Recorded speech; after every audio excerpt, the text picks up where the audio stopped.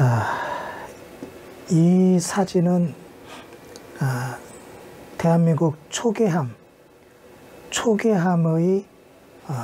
일종의 단면도입니다. 옆에서 본 구조도 혹은 단면도. 이 어느 언론사에서 이 그래픽을 만들었는데요. 언론사에서 제공한 사진인데 불필요한 거 좀 제거하고 이제 필요한 부분을 조금 강조해서 설명을 드리기 위해서 이제 캡처를 했습니다. 제가 인위적으로 만든 것이 아니라 실제로 언론사에서 보도된 그런 자료로 설명을 하겠다는 의미에서 이 그림을 가지고 설명을 하겠습니다. 자, 우리가 천안함 사진을 보면 잘 모르죠. 어떻게 생겼는지. 천안함 같은 초계함의 이런 사진이나 이런 그림으로 이렇게 바라볼 때는 그 내부에 구분되어 있는 공간이 잘 확인이 되질 않습니다. 더군다나 이 그림이 잘못된 것은 여기까지가 바닷물이거든요. 여기서부터 여기까지가 이렇게 바닷물이라서 이 아랫부분에 이렇게 이어져 있는 이 부분이 안 보이는 겁니다. 이렇게. 그래서 이 사진으로만 만약에 설명을 하거나 바깥에서 뭘 알려고 하면은 왜곡되죠.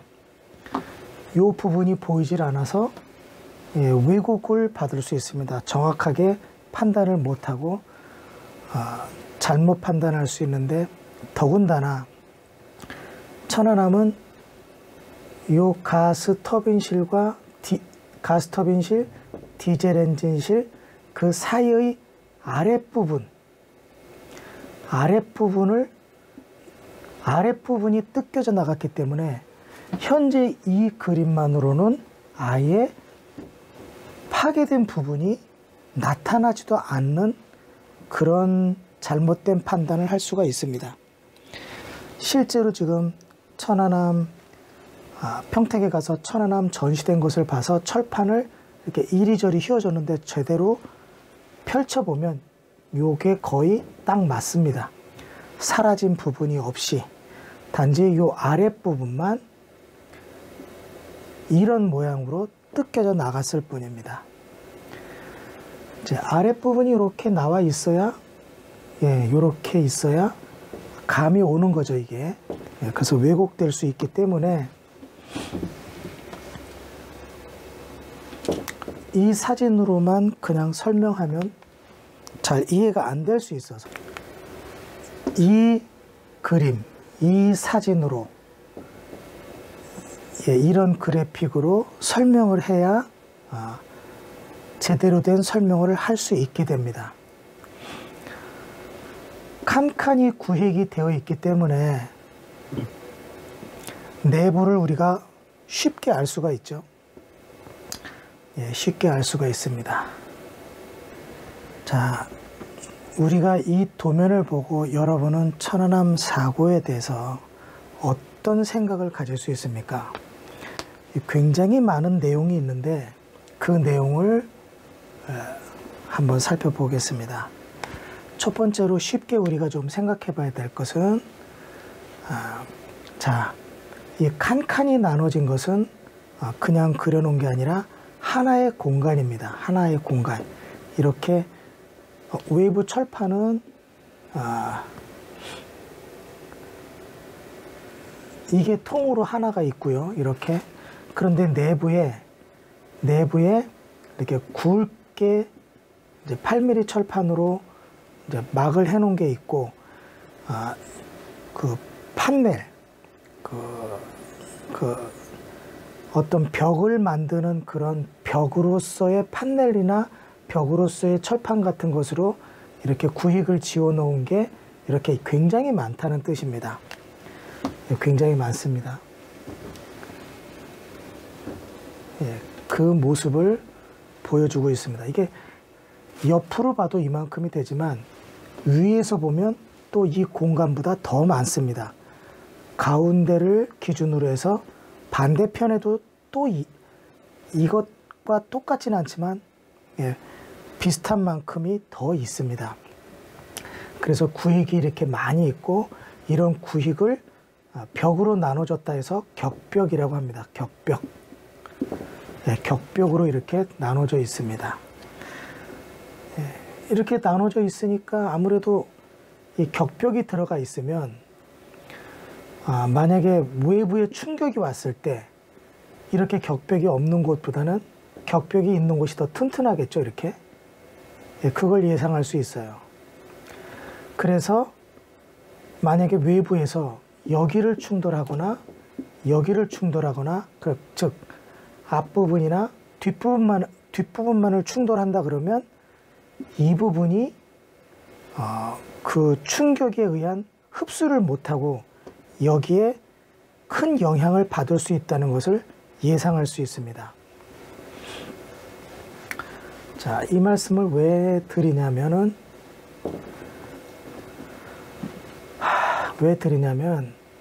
자, 이 천안함이 길이가 저 앞에서부터 뒤까지 길이가 약 88m입니다. 그러니 요 가운데 중심은 약 44m가 되겠죠. 중심이 원래 배에 있어서는 여기에 충격을 받든지 여기에 충격을 받든지 가운데가 가장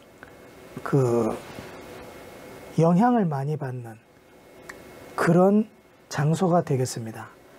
즉, 물 위에 이렇게 떠 있을 때 물 자체가 어떤 지지대 역할을 하고 있음으로써 충돌을 받으면 이 물이 지렛대의 중심 역할을 한꺼번에 하게 되죠. 그래서 가까운 곳은 좀 더 많이 밀리고 뒤에 있는 곳은 일종의 중심 역할을 하는데 충격량에 따른 배가 휘어지려고 하는 힘과 물이 버티려고 하는 힘의 중간을 계산해 보면 역시 배의 가운데가 가장 스트레스를 많이 받을 수밖에 없다 이겁니다. 그런데 가운데가 스트레스를 가장 많이 받을 수밖에 없는데 공교롭게도 이쪽에는 다 격벽이 있고 여기도 격벽이 있는데 이 부분만 또한 격벽이 없어요. 그러니까 이중으로 약한 거죠. 이중으로 약해요.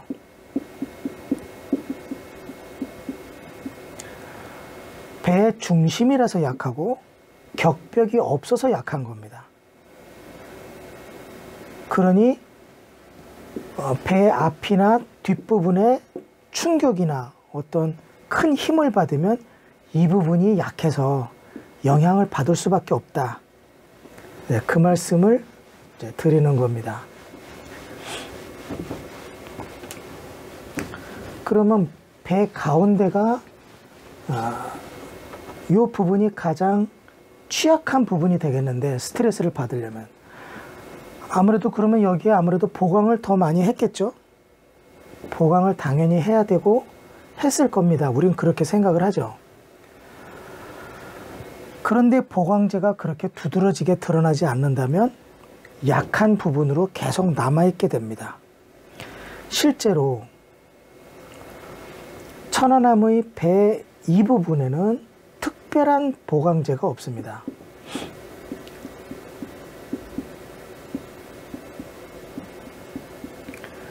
특별한 보강재가 보이질 않습니다. 현장에 가보면 이제 알 수 있습니다. 특별한 보강재가 없다. 없는 상태에서 특별 보강재가 없는 상태에서 배 중심이고 격벽이 없는 상태인데 무슨 일이 있었냐면 1987년 건조를 하고 89년 정식으로 취역을 합니다. 그리고 1999년 제1연평해전에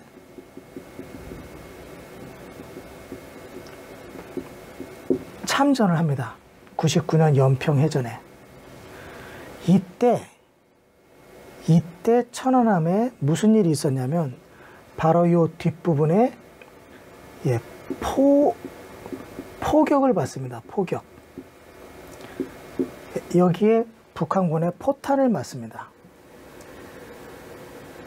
자, 이쪽 방향이 아니라 저 오른쪽 방향에서 맞았어요. 근데 이제 뒷부분이라는 의미에서 여기다 표시를 했는데, 좀 전에 설명했듯이 배의 앞부분이나 뒷부분에 커다란 충격을 받으면 배의 가운데 부분이 영향을 받는다고 했습니다. 그런데 후미에 지렛대를 보면 가장 큰 힘이 작용하는 후미 부분에 포격을 받았으니 가운데 부분이 영향을 받을 수밖에 없겠죠. 자, 이 포격의 힘이 작아서 이 선체 전체와 가운데 부분이 견딜 만한 것이었으면 아무 이상 없이 지나갔을 겁니다. 아무 이상 없이 지나갈 수 있는 것을, 그러니까 예를 들어서 200톤의 힘이라고 했을 때 순간힘 200톤이라고 했을 때 딱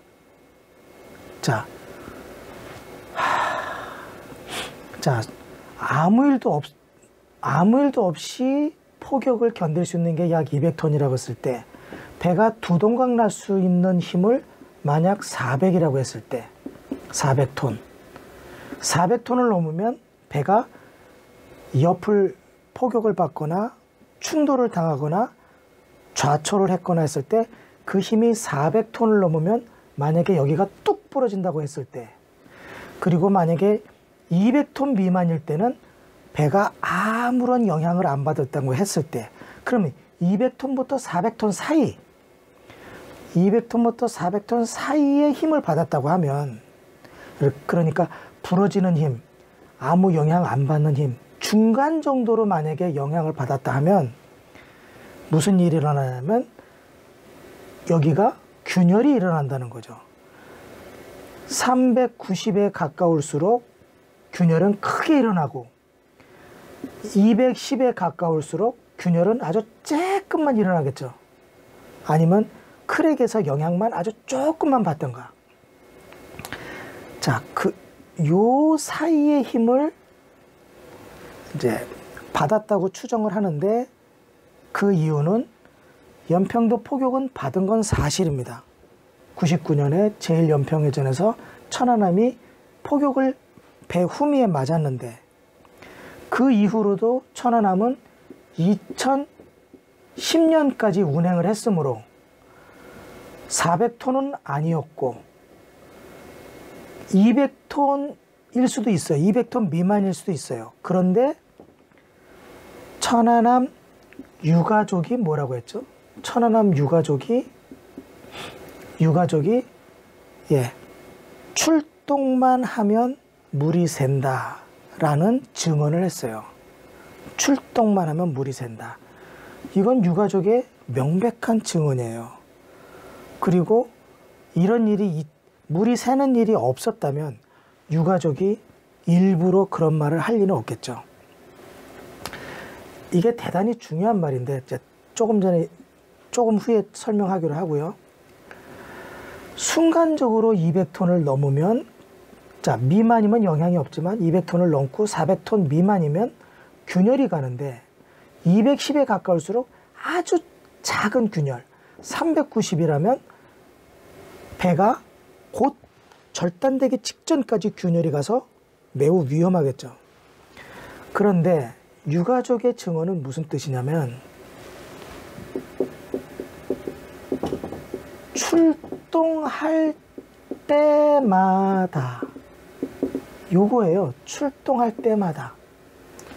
굉장히 의미심장하죠. 출동할 때마다 물이 새면 반대로 출동을 안 하면 물이 안 샜다는 거예요. 그래서 이 말 한마디가 그렇게 중요한 겁니다. 출동을 안 하면 물이 안 새고 출동하면 물이 새는 만큼 타격을 받은 거예요. 그러니 한 얼마쯤? 한 250쯤? 250톤쯤? 순간 파괴력 250톤쯤의 영향을 포격이 줬고 그 힘을 여기서 받은 거예요. 이렇게 유추가 가능한 겁니다. 예. 아시겠죠? 그래서 여기는 연평해전에서 포격을 받았을 때 천안함은 출동할 때마다 물이 새고 출동을 안 하면 물이 안 새는 만큼만 균열이 간 거예요. 210이나 250 정도만 타격을 받은 거죠. 그러니까 99년부터 시작해서 2010년까지 10년 동안 운행을 할 수가 있었던 거예요. 포격을 받고 물이 새도 하필이면 210이나 250 요 정도였기 때문에 요걸 예상할 수 있는 거예요. 가운데를 보고 이런 현상들을 보면 유가족의 증언과 이렇게 다 대비해 보면 이런 것을 유추를 할 수가 있습니다. 그럼 이걸 꼭 되짚어보는 또 이유는 뭐냐? 되짚어보는 이유는 천안함이 사고가 나서 두동강이 났는데 그 원인을 계속 파고 들어가다 보면 지금 말한 이 가운데에 뭔가가 약해졌다는 이런 내용이 확인되지 않으면 원인, 천안함이 두동강 난 원인의 한 부분이 사라지는 거예요. 그러면 전체를 다 그 원인을 맞출 수가 없어요. 천안함은 단순히 어떤 어뢰가 뻥 터졌거나 어떤 잠수함이 단순하게 한 번 들이받았거나 이런 게 아니거든요. 그것만으로 해서 천안함이 두동강이 나고 침몰한 게 아니거든요. 그래서 그것만 생각을 하면 안 돼요.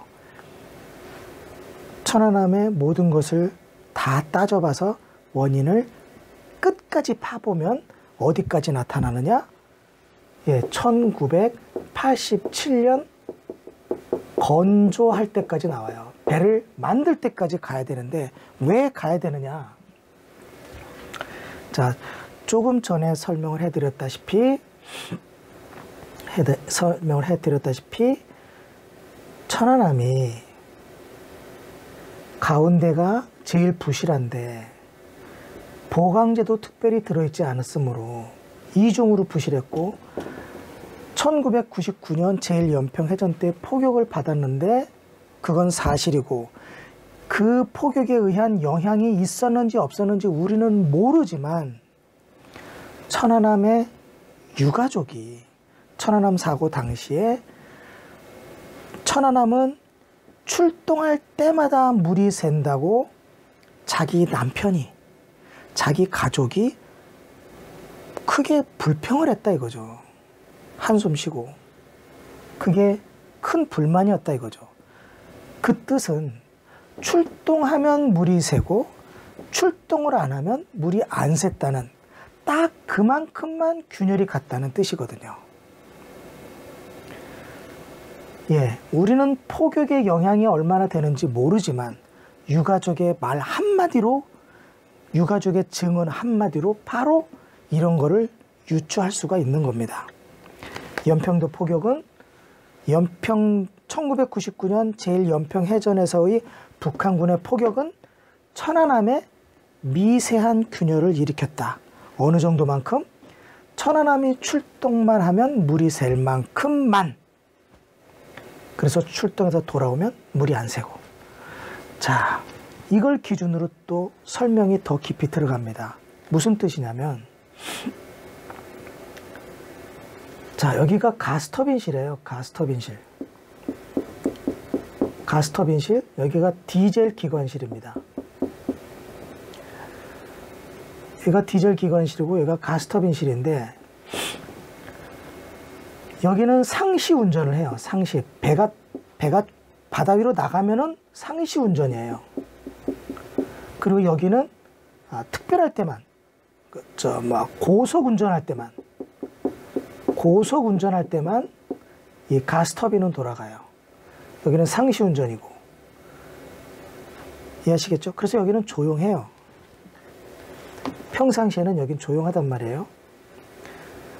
자, 조용한 것도 이제 다른 의미로 쓰일 수가 있습니다만, 그런데 가스터빈도 여기에 설치하려면, 디젤 엔진 기관도 여기에 설치하려면 이게 12mm 철판이거든요. 이 철판은, 외부의 철판은 이렇게 손가락 따라가는 요 부분, 요 껍데기는 12mm 철판이에요. 12mm예요. 즉 제 손가락보다 한 3분의 2 정도 되는 철판인데, 이 철판 위에다가 가스터빈을 그냥 덜렁 이렇게 설치할 수가 없잖아요. 가스터빈을. 그러니까 가스터빈을 어떻게 설치하냐면, 받침대를, 진짜 웅장한 받침대, 지금 천안함 전시된 평택 이함대 가면 이 받침대가 이렇게 사람 키 비슷하게 이렇게 커요. 이렇게 이만큼 크게 이제 받침대를 설치해요.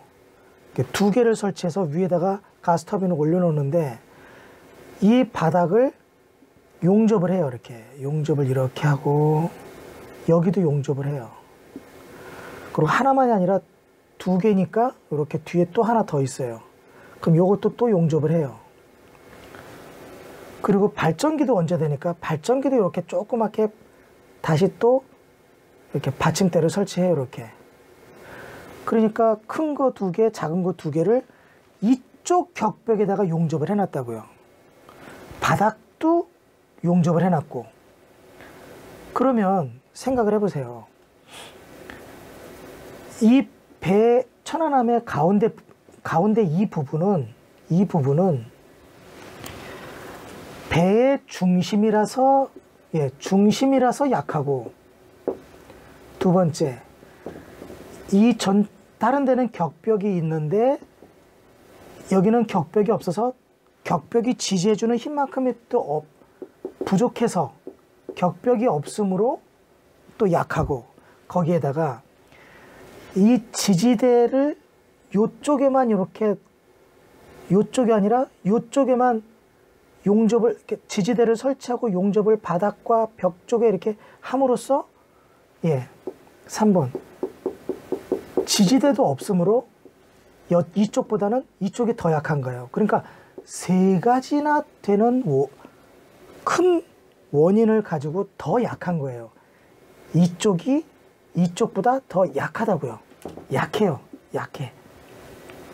이쪽이 더 강하게 용접이 많이 돼 있어요. 받침대도 설치돼 있고. 그런데 제가 왜 중심과 이것을 말씀드리냐면, 천안함이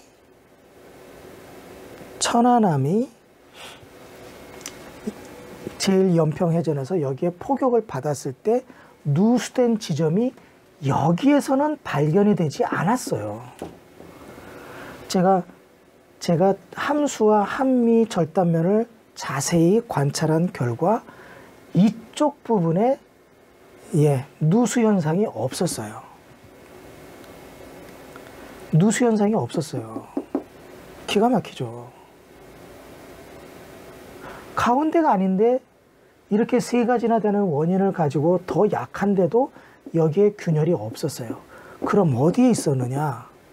어디에서 내가 유가족이 말한 출동할 때마다 물이 샜다, 그 정도의 물이 셀 정도의 부식이, 균열이라고 추정되는 곳이 발견된 곳이 그럼 어디냐? 놀랍게도 이 부분이에요. 이 부분. 이런 원인을 가지고 더 약한 이 부분이 누수가 된 게 아니고, 놀랍게도 보강제 지지대를 4개나 설치하고 용접을 이렇게 꼼꼼하게 했던 이 부분에 누수의 정황과 균열의 정황이 여기에 있더란 말이죠. 참 이상하죠. 어떻게 이 부분에 더 약한 상태가 존재해서 포격을 받았을 때 배 중심, 여기에 이런 약한 이유가 되는 이 부분이 균열이 안 가고 여기가 균열이 갔을까? 이게 이해가 안 되는 거예요.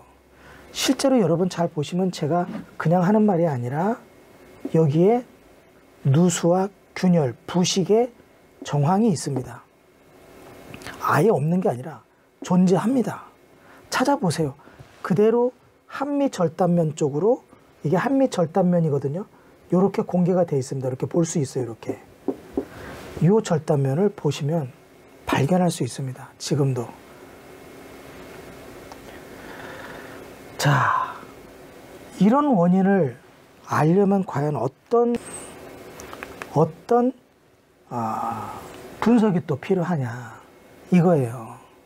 과연 어떤 원인으로 이곳이 그러면 논리적으로 일단 성립이 안 되잖아요. 무조건 여기가 균열이 가야지 여기가 균열이 간다는 게 논리가 성립이 일단 안 돼요.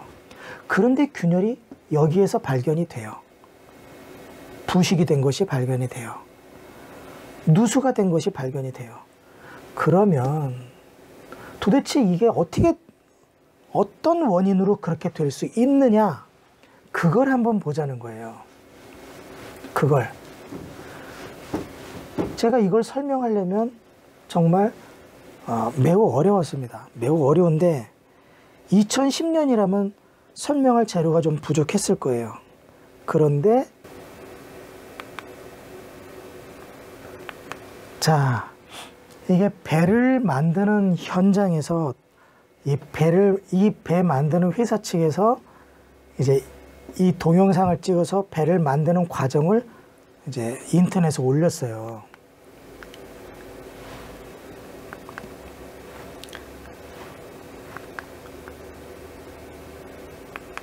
인터넷에 올렸는데 제가 배를 만드는 사람은 아니지만 온갖 수에 관한 잡일을 하고 다니던 기능사이다 보니까, 현장직 잡부이다 보니까 일반적으로 용접을 할 때 철을 이어 붙일 때의 과정을 오랫동안 봐왔단 말이에요. 그런데 이제 이건 선박을 만드는 일이니까 지금 요 가운데 이렇게 빈 공간은 무슨 뜻이냐면 요 앞부분은 A사나 A 현장에서 만든 거고 요 뒷부분은 B사나 B 현장에서 만든 거예요. 그래서 이 두 개를 각각의 블럭이라고 하고 각각이 대체로 이제 외피, 이 철판 구조물을 외형을 잘 만들어서 가져와서 이 현장에서 두 개를 갖다 붙이는 거예요. 갖다 대보니 여기는 이렇게 비교적 어느 정도 맞았는데 여기는 이렇게 간극이 떨어져 있는 거예요. 그러면 정확한 블럭 제조에 실패했다는 거죠. 물론 너무 꼼꼼하게 얘기한다고 할 수 있겠지만 그게 딱 맞아야 돼요. 틀리면 무슨 일이 생기냐면요, 이 공간을 메꿀 다른 방법을 찾아야 돼요. 그러면 이만큼 벌어진 곳에는 바로 용접을 할 수가 없어요. 용접을 하면 안 돼요.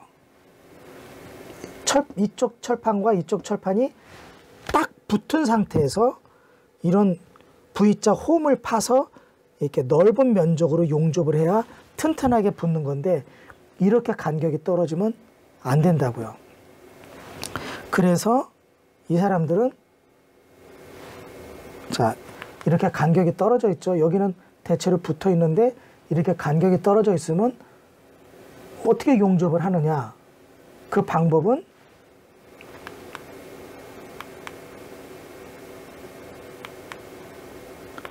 이런 거예요. 간격이 벌어진 곳은 어떻게 할 수가 없으니까 딱 붙은 곳을 벌어진 곳만큼 지금 산소 절단기로 잘라내는 거예요. 그래서 간격을 붙이는 거예요. 최대한.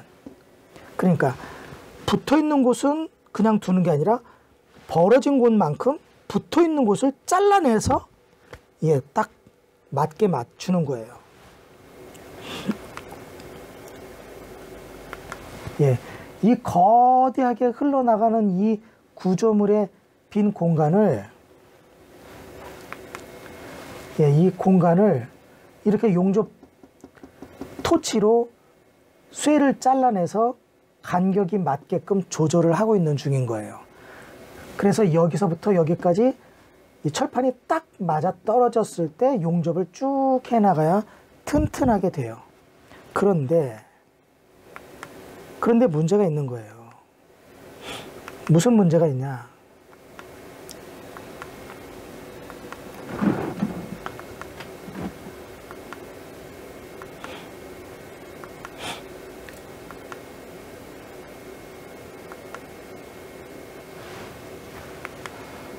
자, 아까 좀 전에 본 사진은 요 바로 뒷부분에 이렇게 아구가 안 맞아서 이 배 안에서 잘라내는 모습이 보였죠?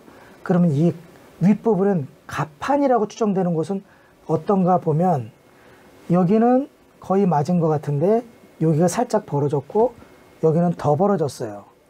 그러니까 이 벌어진 것을 딱 맞추기 위해서 혹은 이쪽 블럭과 이쪽 블럭을 좀 더 안전하게 딱 고정시키기 위해서 지금 이 작기 같은 유압 작기 혹은 공기 작기로 당겨놨어요. 여기를 당겨놨다고요. 당겨놨어. 그러면 어느 정도는 당길 수가 있고 고정을 시킬 수가 있어요. 지금 당겨놨죠?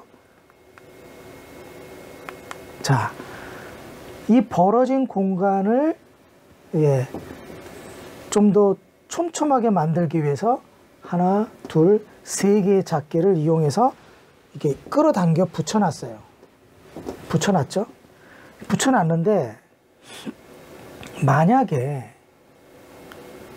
만약에 이거를 당길 때 이 블럭 전체가 움직여서 자연스럽게 갖다 여기에 딱 닿은 거면은 큰 문제가 없어요. 그런데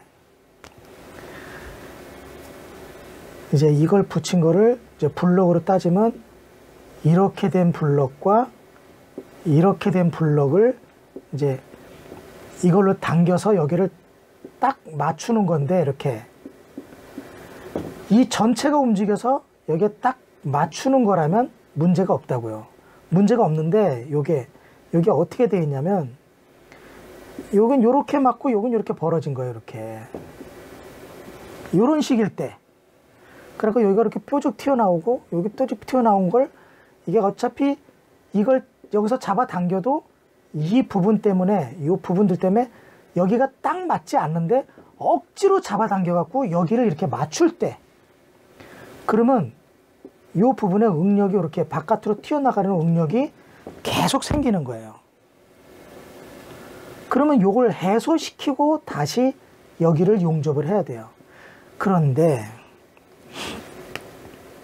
납길이 촉박하거나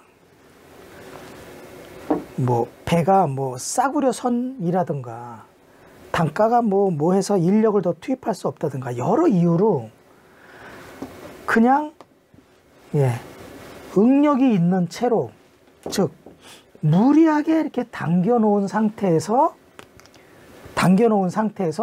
용접을 해버리는 거예요. 쫙.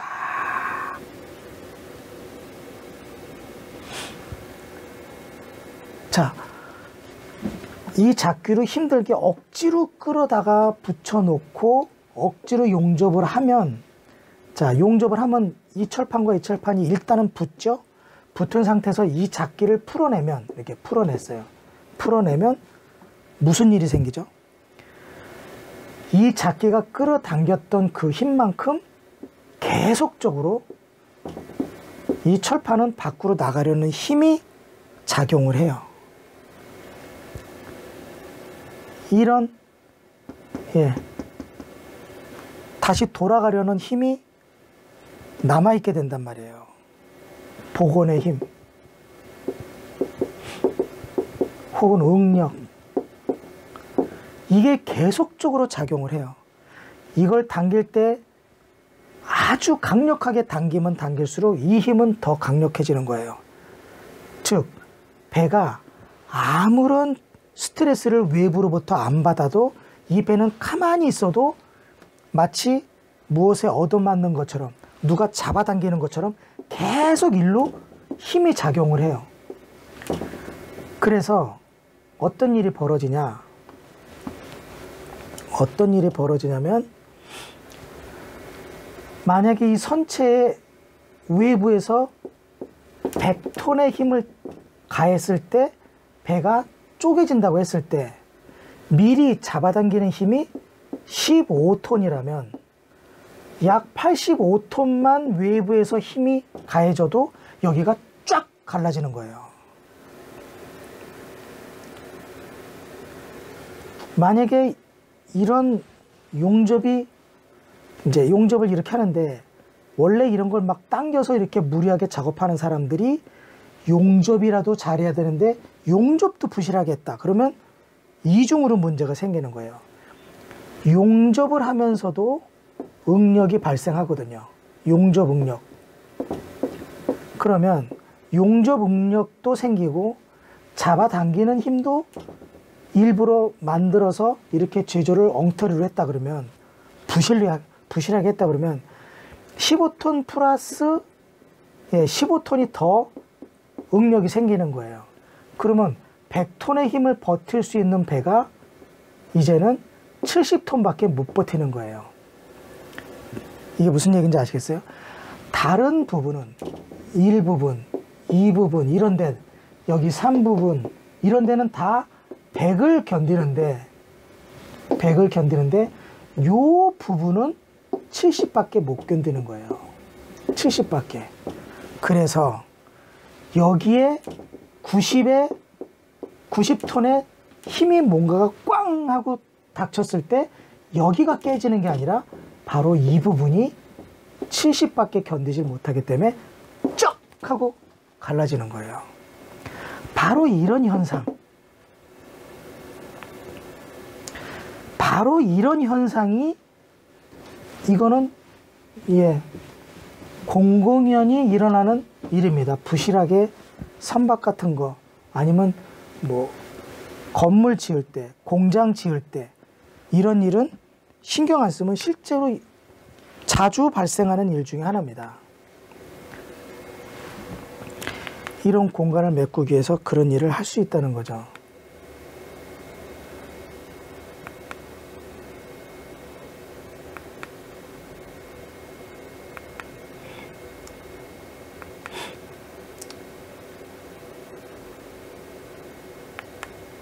자, 여기는 좀 좁게 붙어 있는데 이 부분이 이렇게 넓게 벌어져 있으면, 자, 참 난감하죠.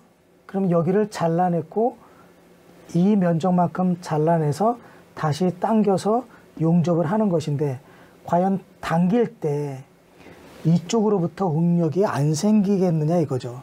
당긴 만큼. 지금은 요 정도지만 만약에 더 큰 배거나 더 중요한 때는 이런 거를 10개, 20개도 쓸 수 있는 거예요. 일단 잡아당겨야 되니까. 그런 일이 있을 때, 예를 들어서 이런 한 가지 이제 정황이라는 거예요. 이런 일이 있고 용접도 부실하면 더욱더 이제 응력이 많이 생겨서 이 용접 부분에 문제가, 다른 부분보다 더 튼튼해야 할 용접 부분이 더 문제가 커질 수 있다는 거예요. 자, 크랙, 즉 균열이 갈 때는 이렇게 용접 부분의 한가운데가 갈 수도 있고 용접 부분과 철판의 사이가 갈 수도 있습니다. 이렇게 쩍 하고 가는 거죠. 이 정도로 이제 균열이 갈 때는 이제 좌우로 벌어졌으므로 바로 이런 경우에 이쪽 철판과 이쪽 철판이 서로 벌어지려는 힘이 존재했었다 이거겠죠. 존재하지 않았을 경우에는 새롭게 양쪽으로 밀어내려는 힘이 발생해서 그것을 못 견디고 균열이 이렇게 갔다는 거죠.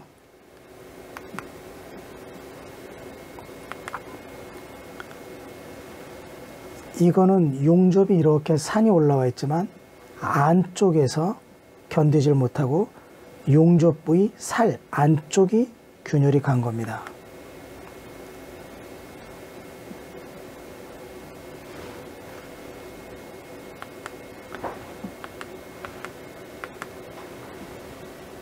이것은 용접부보다 철판과 용접부 사이에 용접되는 사이 쪽으로 균열이 쭉 가 있는 겁니다.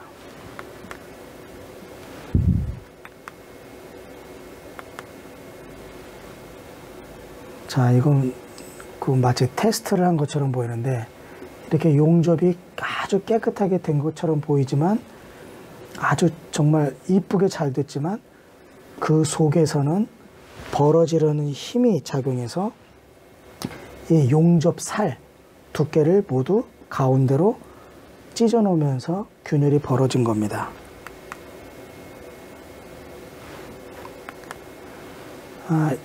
이것은 이 윗부분의 쇠와 아랫부분의 용접 부분이 위로 올라가려는 힘이 강해서 위로 살짝 벌어졌죠. 예, 그렇게 찢어졌습니다. 자, 이런 원인들에 의해서 자, 배가 이제 파도가 치면 앞부분에 이렇게 치거나 가운데 치거나 뒷부분에 치거나 이렇게 해서 불균형하게 쳤을 때 힘을 받는 곳에 언제나 중심이 되는 것은 가운데입니다. 제일 취약하다는 거죠. 여기에 이런 가운데를 제외한 나머지 부분은 힘의 전달을 가운데로 전해주는 경향이 있기 때문에 가운데가 주로 잘 부러집니다. 중심이 제일 약하다는 거겠죠. 예, 철판이 이렇게 위까지 이렇게 균열이 가 있지만 시작은 작은 데서 한번 찢어지면 이렇게 쩍 하고 갈라집니다. 이것도 아마 이것은 지금 정 가운데가 아니고 원래 앞부분을 충돌을 받거나 뒷부분에 충돌을 받으면 정 가운데가 제일 힘을 많이 받는 곳이라서 그곳이 영향을 받아야 되는데 만약에 가운데가 아닌 다른 부분이 이렇게 균열이 간다면 바로 그곳이 부실 공사를 한 것이 아닌가 먼저 의심해 봐야 된다는 겁니다.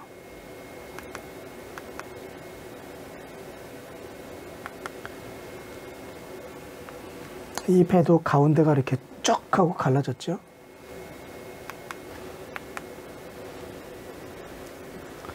돌아와서 보면 천안함의 경우에 이 부분이 중심이 되고 세 가지나 되는 원인으로 약한 부분인데 받침대가 4개나 용접이 되어 있는 요렇게 용접이 되어 있고 요렇게 용접이 돼서 보강이 훨씬 더 많이 되어 있는 이 부분이 누수가 된 것이 이해가 안 되는데